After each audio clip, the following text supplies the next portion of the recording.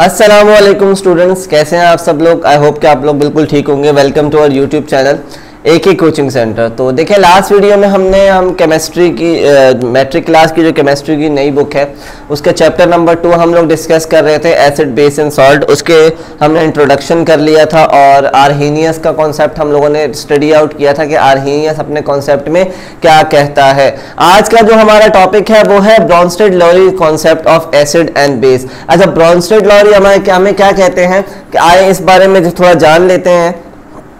इन 1923 में हमारे पास दो साइंटिस्ट थे।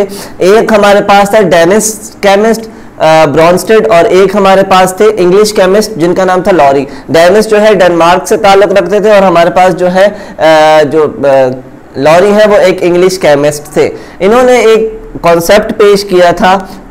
इन दोनों का थे ये अलग अलग कंट्री से, लेकिन इन्होंने जो कॉन्सेप्ट पेश किया था इनके माइंड सेम थे।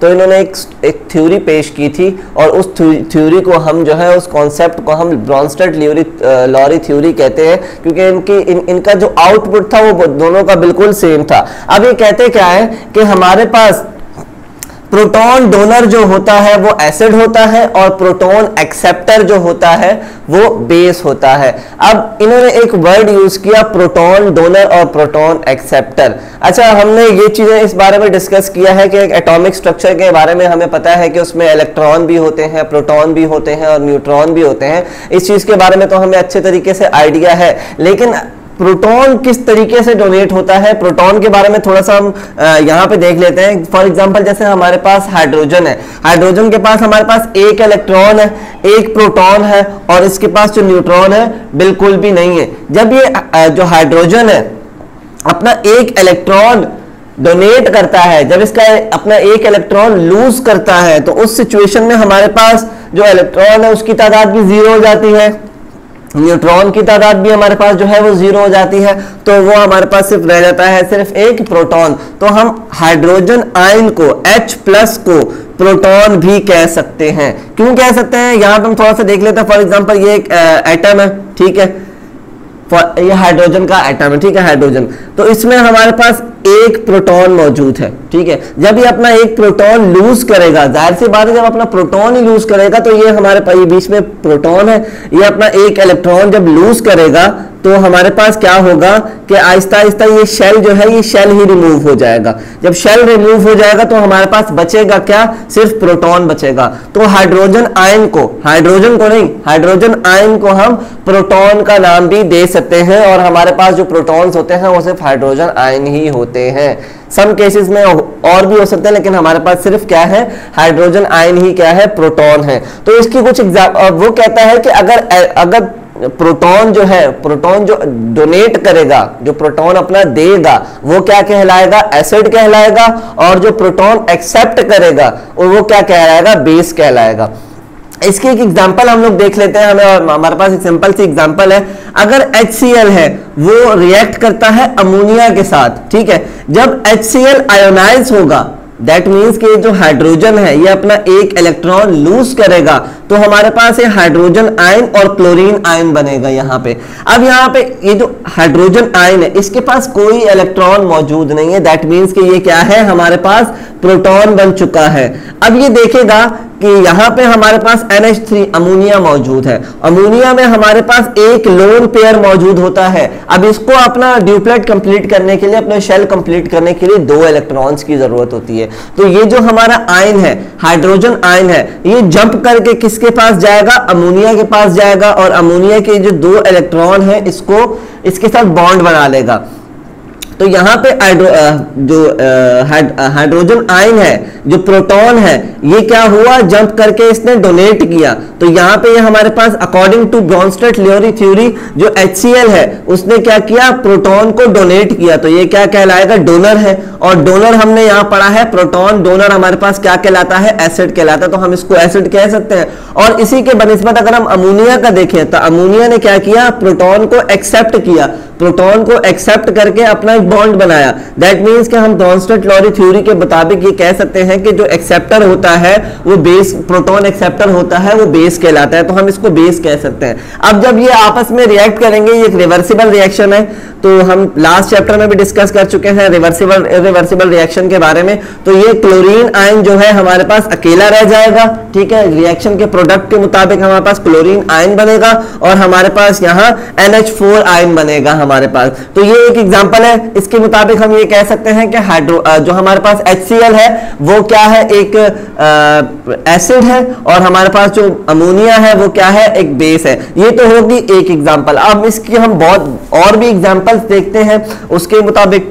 दूसरी एग्जांपल देख लेते हैं, हमारे पास दूसरी एग्जांपल है, यहाँ HCl हाइड्रोजन वाटर के साथ रिएक्ट कर रहा है। तो यहाँ पे सबसे पहले अगर हम देखते हैं कि ये जब HCl हमारे पास आयोनाइज होगा तो ये हाइड्रोजन आयन और क्लोरीन आयन बनाएगा। इस हाइड्रोजन आयन का मतलब है कि ये क्या है, हमारे पास प्रोटॉन है, क्योंकि इसने अपना जो इलेक्ट्रॉन है वो लूज कर दिया है। और यहाँ पे देखें हमारे पास क्या मौजूद है, H2O मौजूद है, वाटर मौजूद है, और वाटर के पास, ऑक्सीजन के पास हमेशा उसके पास 2 लोन पेयर्स मौजूद होते हैं। तो ये जो हाइड्रोजन आयन है ये जंप करके कहाँ जाएगा, हाइड्रोजन ये वाटर के पास चला जाएगा। जब ये वाटर के पास चला जाएगा तो हम ब्रॉन्स्टेड-लॉरी थ्योरी के मुताबिक ये कह सकते हैं कि ये HCl है, इसने जो प्रोटॉन है या हाइड्रोजन आयन है उसको डोनेट किया, डोनर है, तो इसको हम ब्रॉन्स्टेड-लॉरी थ्योरी के मुताबिक एसिड कह सकते हैं। और दूसरा अगर हम दूसरी तरफ देखें तो ये जो हमारे पास वाटर है इसने क्या किया, प्रोटॉन को एक्सेप्ट किया। तो इसी थ्योरी के मुताबिक, इसी कॉन्सेप्ट के मुताबिक हम इसको एक्सेप्टर यानी कि बेस का नाम दे सकते हैं। तो यहां से जब हाइड्रोजन आयन रिमूव हुआ तो हमारे पास सिर्फ बचा क्लोरीन आयन, और यहां पे जब हमारे पास एक प्रोटॉन या मतलब एक हाइड्रोजन और आया तो हमारे पास यहाँ पे हाइड्रोनियम आयन बन चुका है, ठीक है।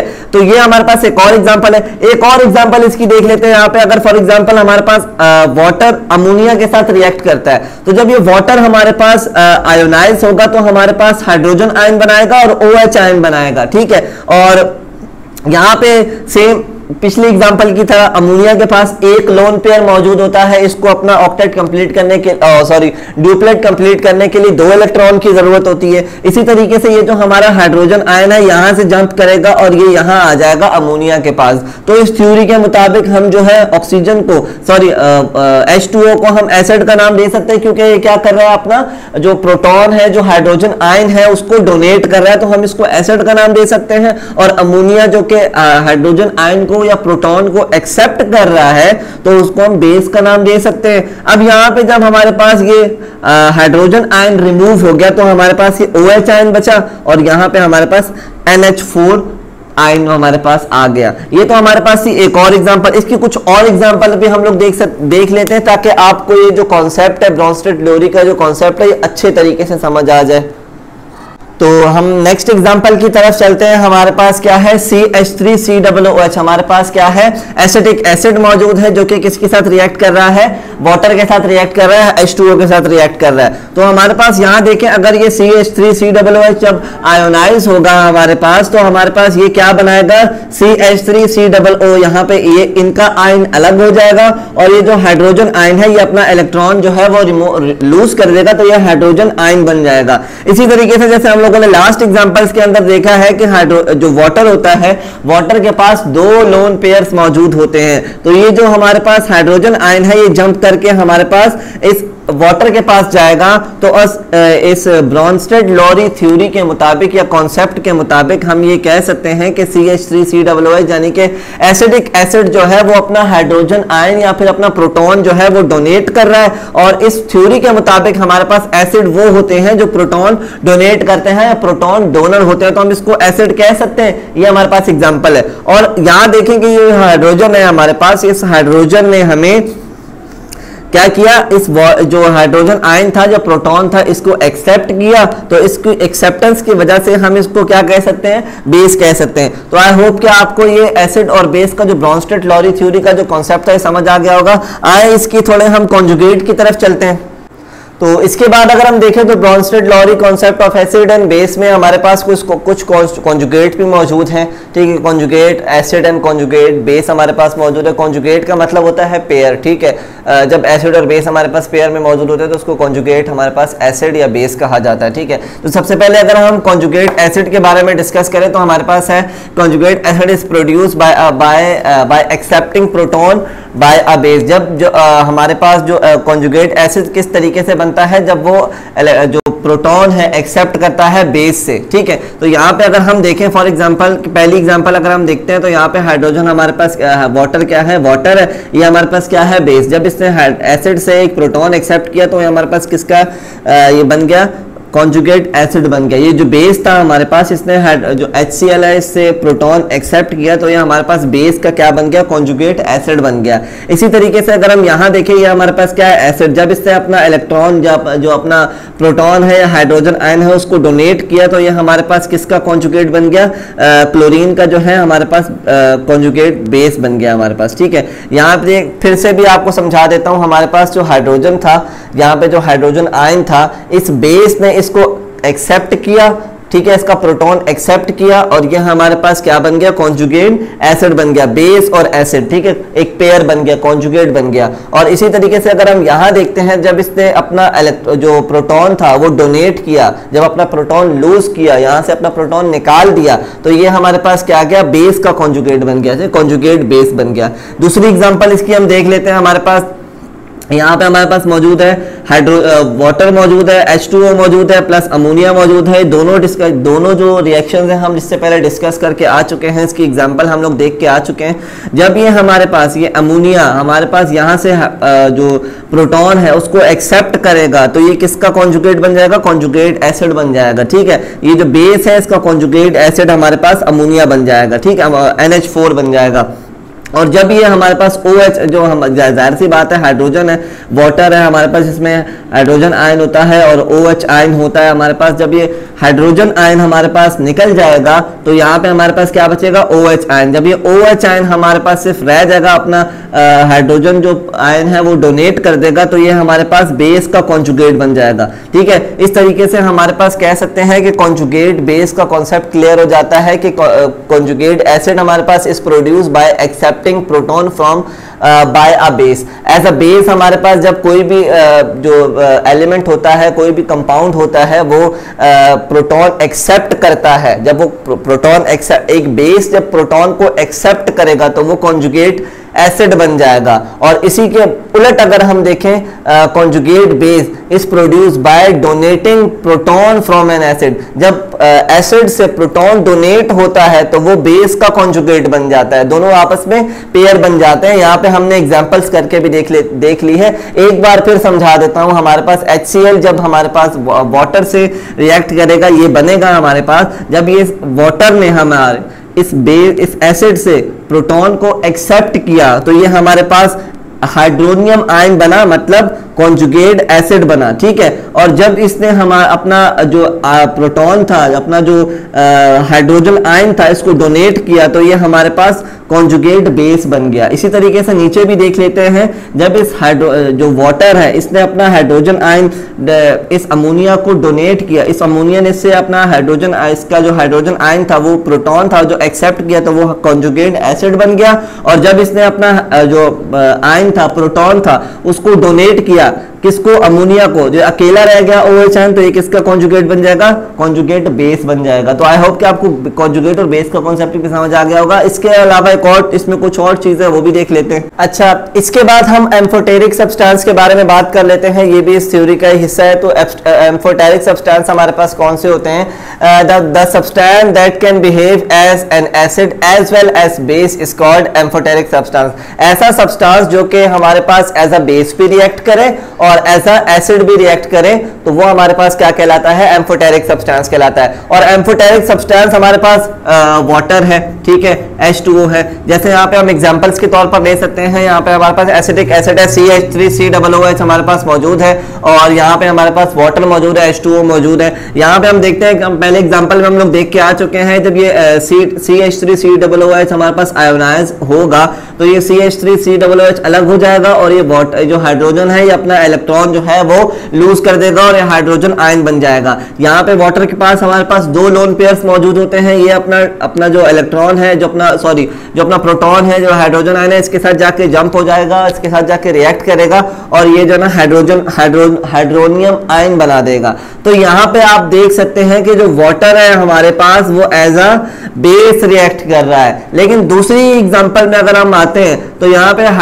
वाटर है हमारे पास और अमोनिया के साथ रिएक्ट कर रहा है, ठीक है। हमारे पास ये जब वाटर आयोनाइज होगा तो हाइड्रोजन आयन बनेगा और OH आयन बनेगा। जाहिर सी बात है, इस अमोनिया के पास हमारे पास एक लोन पेयर मौजूद होता है, तो ये हाइड्रोजन आयन इसके पास चला जाएगा और ये NH4 बना देगा हमारे पास। दैट मीन्स कि यहाँ पे अगर हम यहाँ देखें ब्रॉन्स्टेड-लॉरी थ्योरी के मुताबिक अगर हम देखें वो चीज, वो सब्सटेंस जो अपना जो प्रोटॉन है वो डोनेट करेगा, वो क्या कहलाएगा? एसिड कहलाएगा। तो यहाँ जो वाटर है वो अपना इलेक्ट्रॉन जो प्रोटॉन है उसको डोनेट कर रहा है। दैट मीन्स कि यहाँ पे ये जो है इसको हम एसिड कह सकते हैं। तो वाटर ही हमारे पास एज एन एसिड भी क्या करते हैं? बिहेव करता है। यहाँ देखें तो इस रिएक्शन में हमारे पास जो वाटर है H2O है वो एज अ बेस रिएक्ट कर रहा है, क्योंकि वो जो है हमारे पास एसिटिक एसिड से उसका जो प्रोटॉन है वो एक्सेप्ट कर रहा है। और ब्रॉन्स्टेड-लॉरी थ्योरी के मुताबिक हम ये कह सकते हैं कि ऐसा सब्सटेंस जो कि हमारे पास प्रोटॉन को एक्सेप्ट करे वो बेस कहलाता है। तो इस रिएक्शन में वाटर हमारे पास एज अ बेस रिएक्ट कर रहा है। लेकिन अगर हम ये रिएक्शन देते हैं, ये इक्वेशन देखते हैं, तो इस इक्वेशन में हमारे पास जो वाटर है वो एज अ एसिड रिएक्ट कर रहा है, क्योंकि वो अपना जो प्रोटॉन है वो अमोनिया को डोनेट कर रहा है। तो हम ब्रॉन्स्टेड-लॉरी थ्योरी के मुताबिक ये कह सकते हैं कि हमारे पास वाटर यहाँ पे एसिड है और यहाँ पे बेस है, क्योंकि यहाँ पे वो एक्सेप्ट कर रहा है प्रोटॉन और यहाँ पे वो प्रोटॉन जो है वो डोनेट कर रहा है। तो आई होप के एम्फोटेरिक सब्सटेंस में समझ आ गया होगा। इसके बाद जो लास्ट टॉपिक है हमारा वो है लिमिटेशंस का। लिमिटेशंस के ऊपर भी हम डिस्कस कर लेते हैं। तो लास्ट टॉपिक है हमारा वो है Brønsted-lorry concept of acid and base के लिमिटेशंस के बारे में हम लोग डिस्कस कर लेते हैं। लिमिटेशंस में उसने सिर्फ ये कहा, देखो कि ये जो कॉन्सेप्ट है ये हमें कहता है कि प्रोटॉन डोनर जो है वो एसिड होता है और प्रोटॉन एक्सेप्टर जो है हमारे पास वो बेस कहलाता है। लेकिन हमारे पास बहुत सारे ऐसे जो कंपाउंड्स मौजूद हैं जिनमें हाइड्रोजन है ही नहीं, लेकिन फिर भी स्टिल वो क्या है? एसिड है। तो यहाँ पे आके जो ब्रॉन्स्टेड-लॉरी थ्योरी का जो कॉन्सेप्ट है, ब्रॉन्स्टेड-लॉरी का जो कॉन्सेप्ट है वो हमारे पास फेल हो जाता है, क्योंकि हमारे पास सल्फर ट्राइऑक्साइड मौजूद है, हमारे पास कार्बन डाइऑक्साइड मौजूद है, ये दोनों हमारे पास क्या है? एसिड्स हैं। लेकिन यहाँ तो कहीं भी हमारे पास हाइड्रोजन आयन का जिक्र ही नहीं है। यहाँ पे हमारे पास हाइड्रोजन ही नहीं है तो हाइड्रोजन आयन कहाँ से आएगा? लेकिन फिर भी स्टिल ये हमारे पास क्या है? एसिड्स हैं। तो यहाँ पे आके इसकी थ्योरी फेल हो गई। दूसरा अगर हम देखते हैं तो प्रोटॉन एक्सेप्टर हमारे पास क्या है? वो बेस है। लेकिन अगर हम यहाँ CaO कैल्शियम ऑक्साइड देखें या फिर NaOH देखें तो यहाँ तो हमारे पास कहीं पे भी हाइड्रोजन है ही नहीं, हाइड्रोजन आयन है ही नहीं, प्रोटॉन है ही नहीं। तो हम कैसे कह सकते हैं कि प्रोटॉन जो एक्सेप्टर होता है वो बेस कहलाता है? बहुत सारे एलिमेंट कंपाउंड्स हमारे पास ऐसे हैं भी, जैसे कि हमने आपको डिस्कस करके बताया, एग्जांपल्स के तौर पर करके बताया। लेकिन बहुत सारे ऐसे भी कंपाउंड्स हैं जो कि Brønsted-lorry concept of acid and base को जो है ना फॉलो नहीं करते। तो इसकी वजह से इसकी थ्योरी जो है, इसका जो कॉन्सेप्ट है वो भी फेल हो गया था। और इसके बाद जो है हमारे पास एक और साइंटिस्ट आए थे, लुइस, उन्होंने एक और कॉन्सेप्ट पेश किया था। इंशाल्लाह नेक्स्ट वीडियो में हम लुइस का कॉन्सेप्ट जो है स्टडी आउट करेंगे। आई होप कि आपको ये जो है ब्रॉन्स्टेड-लॉरी का कॉन्सेप्ट जो है उस अच्छे तरीके से समझ आ गया होगा। अगर आपको इसमें कोई भी प्रॉब्लम है, कोई भी इशू है, तो आप हमसे लाजमी कमेंट सेक्शन में पूछ सकते हैं। तब तक के लिए अपना बहुत सारा ख्याल रखिएगा। अल्लाह हाफिज।